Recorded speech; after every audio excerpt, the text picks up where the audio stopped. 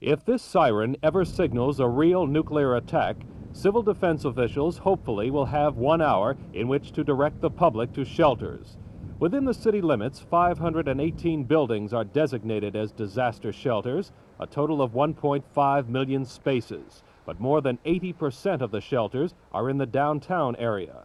The Civil Defense Office thinks major roads such as Stemmons and Carpenter freeways will be used as lifelines if that day should ever come. So Civil Defense is surveying for the first time since 1967 all major traffic arteries, seeing just how many people can be moved in. We want to try to bring in as many people by car as we possibly can to the downtown area. For example, we have way short of shelter out in the northeast quadrant of the city.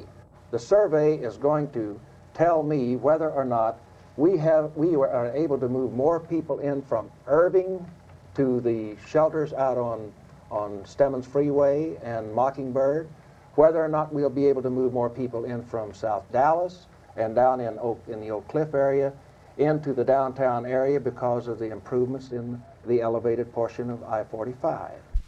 Aside from updating its traffic figures, Civil Defense says it's also updating other emergency operation plans. Some haven't been changed since the 50s. Where to find a shelter in downtown Dallas seems to be a problem. Most are not marked, and only a few know where they are. In the event of nuclear attack, would you know where to go for shelter? Yes. Where would you go? I'd go down in the basement at City Hall where I work.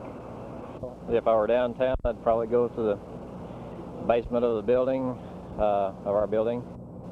But I don't know that there's even any markings over there to indicate, that it is a shelter.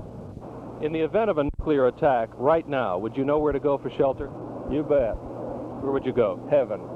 It will be a few months before Civil Defense completes its evacuation survey. The results will then be passed on to the public.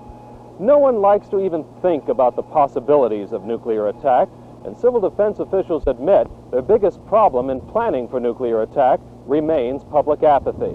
Apathy which has been building steadily since the nation breathed a sigh of relief following the Cuban Missile Crisis. Bob Serkin, Channel 8 News.